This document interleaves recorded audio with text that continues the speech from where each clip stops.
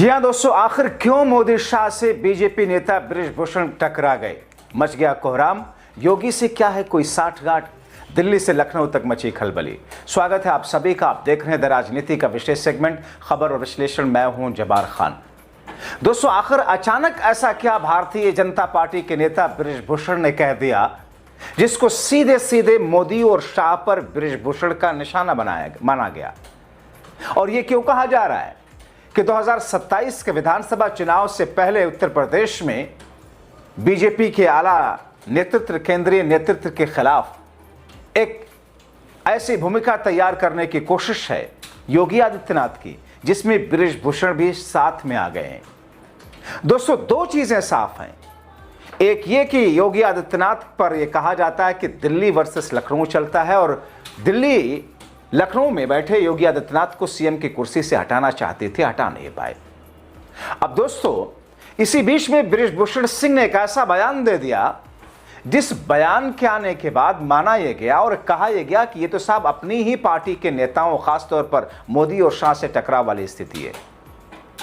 दोस्तों, बृजभूषण शरण सिंह ने मुसलमानों को लेकर और अपनी जाति सवर्णों को लेकर के दिल्ली के विरुद्ध जो कहा, उससे देश में कोहराम सा है। बीजेपी में अंदर ही अंदर एक तरीके से विवाद सा जन्म ले रहा नए सिरे से। बृजभूषण शरण सिंह ने भारतीय जनता पार्टी की और वो भी केंद्र सरकार पर एक ऐसा निशाने वाली स्थिति उत्पन्न कर दी। ऐसे समय में एक ऐसा बयान दिया जब देश में भारतीय जनता पार्टी के खिलाफ सवर्ण विश्वविद्यालय अनुदान आयोग वाले फैसले से लोग नाराज हैं। बीजेपी से सबकी शिकायत यह है कि जानबूझ करके बीजेपी ऐसे नियम लाई है जिससे सवर्णों के खिलाफ, सवर्ण छात्रों के खिलाफ आने वाले दिनों में मुश्किल हो। बीजेपी पे मुस्लिम विरोध के लिए तो आरोप लगते ही रहे। अब दोस्तों, गोंडा के पूर्व सांसद बृजभूषण शरण सिंह ने बिहार में सवर्णों को लेकर जो कहा कि इस समय देश में दो ही खलनायक हैं, एक हमारे मुसलमान भाई और एक हम सवर्ण भाई लोग। यानी कि दोस्तों, एक विक्टिम मुसलमानों को विक्टिम दर्शाते हुए, सवर्णों को विक्टिम दर्शाते हुए सीधे सीधे भारतीय जनता पार्टी के केंद्रीय नेतृत्व को टारगेट पे ले लिया। आगे कहते हैं कि मुसलमानों की सुनने वाली तो कई पार्टियां हैं, सवर्णों का सुनने वाला कौन है? कहते हैं कि मेरी बात गहरी चोट करेगी, उनकी नजर में सारी समस्या हो। यानी बृजभूषण कहते हैं कि उनकी नजर में सारी समस्या मुसलमान ही है। लेकिन मैं कहना चाहता हूं कि पहला खलनायक मुसलमान, दूसरा खलनायक सवर्ण हम लोग हैं। आज दो खलनायक हैं देश के अंदर। आज इस देश के अंदर दो खलनायक हैं। मैं जानता हूं मेरी बात ये बहुत गहरी चोट करेगी। पहला खलनायक मुसलमान, जो हमारे दादाजी भी यहां कह रहे थे। हाँ, उनके दृष्टि में केवल मुसलमान ही बचा है और कोई नहीं। सारी समस्या मुसलमान है, वही है ये। ठीक भैया, आप जिंदाबाद आपका। लेकिन मैं बताना चाहता हूं, पहला खलनायक मुसलमान और दूसरा खलनायक इस समय सवर्ण है, सवर्ण है, सवर्ण सवर्ण सवर्ण सवर्ण सवर्ण सवर्ण। दोस्तों, बृजभूषण शरण सिंह पूर्व बीजेपी सांसद अपनी पार्टी के खिलाफ बयान देने से जरा सा भी नहीं हिचकते हैं। वो यूजीसी ग्रांट, यूजीसी नियमों को लेकर के केंद्र सरकार की आलोचना कर चुके हैं और वो इसे एक बड़ी गलती अपनी पार्टी, अपनी सरकार की बता रहे हैं। यौन उत्पीड़न के आरोप लगने के बाद बीजेपी उनसे दूरी बना रही है। कैसरगंज उनका चुनावी गढ़ है, फिर भी बीजेपी ने उनकी जगह उनके बेटे को, करण को टिकट दिया था पिछले चुनाव में, उन्हें हाशिए पर रख दिया था।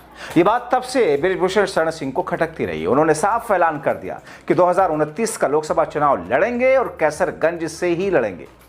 उनके बयानों को बीजेपी पर दबाव बनाने के तौर पर देखा जा रहा है। अब दोस्तों, बृजभूषण शरण सिंह एक सधे हुए राजनेता हैं।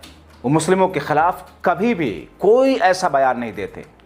यहां तक कहते हैं कि कैसरगंज में ही उन्हीं के वंश से कुछ लोग मुस्लिम भी बने थे। कैसरगंज में 22 मुसलमान हैं। कैसरगंज में मुस्लिम आबादी करीब 25% है। बीजेपी के जनाधार से अलग बृजभूषण सिंह का अपना भी जनाधार है, जिसमें मुसलमान भी शामिल हैं। बीजेपी हिंदुत्ववादी पार्टी है। राज्य की दूसरी सीटों पर मुस्लिमों का एक बड़ा हिस्सा बीजेपी को पसंद नहीं करता। फिर भी कैसरगंज में बीजेपी के समर्थन में मुस्लिम वोट पड़ते हैं। कैसरगंज में अखिलेश यादव का मुस्लिम यादव समीकरण भी कारगर नहीं हो पाता बृजभूषण के सामने। बृजभूषण ने इशारे में जता दिया कि पार्टी का स्टैंड कुछ भी हो, बृजभूषण शरण सिंह मुस्लिम समुदाय के साथ में थे, हैं और रहेंगे। ठीक वैसे ही जैसे उनके लिए नारे भी लग चुके थे मोदी और शाह के विरोध में कि दबदबा था, दबदबा रहेगा। दूसरी तरफ सवर्णों पर एक तरीके से तंज कसने की भी एक वजह है। बृजभूषण सवर्ण नेता कहे जाते हैं, क्षत्रिय समाज से आते हैं, लेकिन सवर्ण समाज का समर्थन उन्हें मिला है। वो अयोध्या से लेकर गोंडा तक अपनी रैलियां करते हैं, जनाधार मजबूत करने के कवायद में जुटे रहते हैं, सवर्ण बाहुल सीटों पर चुनाव प्रचार करने खूब जाते हैं। अब एक बार फिर वो खुद को सवर्णों के नेता के तौर पर पेश कर रहे हैं, जिससे बीजेपी पर दबाव बढ़े। यूजीसी पर फैसला भले ही विश्वविद्यालय अनुदान आयोग का रहा हो, लेकिन आलोचना के केंद्र में बीजेपी रही। बीजेपी के दिग्गज नेता चुप रहे। बृजभूषण ने मुखर होकर विरोध किया। कैसरगंज में सवर्ण वोटर भी मजबूत स्थिति में, एक तरफ क्षत्रिय मजबूत स्थिति में है, दूसरी तरफ ब्राह्मण, दोनों समुदायों को साधने के कवायद वो करते हैं। वो देखने वाली बात यह है कि पार्टी उनके बयान को कितनी गंभीरता से लेती है, 2029 में उन्हें मौका देती है या नहीं। दरअसल बिहार के बाढ़ विधानसभा में रामनवमी पर एक कार्यक्रम का आयोजन किया गया था। वहां भारतीय कुश्ती संघ के पूर्व राष्ट्रीय अध्यक्ष और बीजेपी के पूर्व सांसद, मौजूदा वक्त में बीजेपी के नेता बृजभूषण शरण सिंह पहुंचे थे। कार्यक्रम के आयोजक करीब 20 गाड़ियों के जत्थे के साथ बृजभूषण को रिसीव करने के लिए एयरपोर्ट पहुंचे थे, पूरे लाव लश्कर के साथ। अब दोस्तों, उन्होंने मंच पर पहुंचकर जिस तरीके से कहा कि आज 2 खलनायक हैं इस देश के अंदर, मैं जानता हूं मेरी बात बहुत गहरी चोट करेगी उन्हें। पहला खलनायक मुसलमान भाई हमारा, जो हमारे एक दादाजी अभी मंच पर कह रहे थे, उनकी नज़र में केवल मुसलमान ही बचा है और कोई नहीं, सारी समस्या मुसलमान है। लेकिन मैं बताना चाहता हूं, पहला खलनायक मुसलमान और दूसरा खलनायक इस समय सवर्ण, हम सब सवर्ण। फिर उन्होंने लोगों से पूछा, मैं सही कह रहा हूं ना? अगर मुसलमानों के साथ में गलत होगा तो उनका साथ देने के लिए भारतीय जनता पार्टी के अलावा ज़्यादातर पार्टियां खड़ी मिलेंगी। हम कौन थे, क्या हो गए और क्या होंगे अभी? हम सवर्णों के साथ तो कोई पार्टी भी नहीं खड़ी है। और तब नज़ारा दिलचस्प हो गया जब बृजभूषण ने कहा कि सवर्णों के साथ देने के लिए कौन सी पार्टी खड़ी है, ज़रा हमें उसका नाम बताओ। इस पर भीड़ से आवाज़ आई, कोई नहीं, कोई नहीं, कोई नहीं। और फिर उन्होंने आगे एक शेर पढ़ा कि इतने गहरे घाव कहां से आए होंगे, लगता है तुमने भी दोस्त बनाए होंगे। अब दोस्तों, हालात समझिए। इस समय कुछ वर्षों से बृजभूषण अखिलेश की कुछ ज़्यादा ही तारीफ करते हुए दिखते हैं। हालांकि योगी बृजभूषण के पुराने दोस्त रहे, मगर फिर भी बीच में कुछ लोगों ने यह भी उड़ाया कि बृजभूषण और योगी दोनों में बहुत बनती नहीं है। हालांकि कई जानकार मानते हैं कि अभी भी दोनों के बीच में दूध काटी रोटी जैसी है। और दरअसल उनका कटाक्ष बृजभूषण को लेकर के बताया जा रहा है कि मोदी पर रहा, मोदी और शाह पर।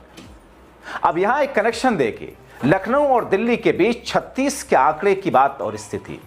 राजनीतिक जानकार मानते हैं, अखिलेश बार बार कहते हैं योगी को दिल्ली हटाना चाहती है, तो क्या 27 से पहले योगी कोई नई रणनीति बना रहे हैं? और इस रणनीति में योगी आदित्यनाथ, जो कि बृजभूषण शरण सिंह के बहुत पुराने दोस्त हैं, शुरुआती समय के, अटल बिहारी वाजपेयी के वक्त के, तो क्या उस रणनीति में अब उनका साथ बृजभूषण सिंह दे रहे हैं? और ऐसी स्थिति में 27 तो अभी दूर है, उससे पहले अभी बहुत सारा पानी सरयू में, गंगा में बहना है। तो इन तमाम चीजों के बीच में क्या वाकई बृजभूषण सिंह, जिनकी बीते दिनों कई राउंड की मुलाकात योगी आदित्यनाथ से हुई है, कई बार अखिलेश यादव के सवाल पर खुल करके बृजभूषण सवर्ण सिंह अपनी बात रख चुके हैं, बोल चुके हैं, तो ऐसी स्थिति में आने वाले दिनों में, जैसा कि वो पहले ऐलान कर चुके हैं कि 29 के आने वाले लोकसभा चुनाव में हर हाल में वो सांसदीय का चुनाव लड़ेंगे, तो फिर क्या उनके बेटे खुद ब खुद बैठेंगे, या बीजेपी अगर उनके बेटे को टिकट देना भी चाहेगी तो उनके बेटे टिकट नहीं लेंगे?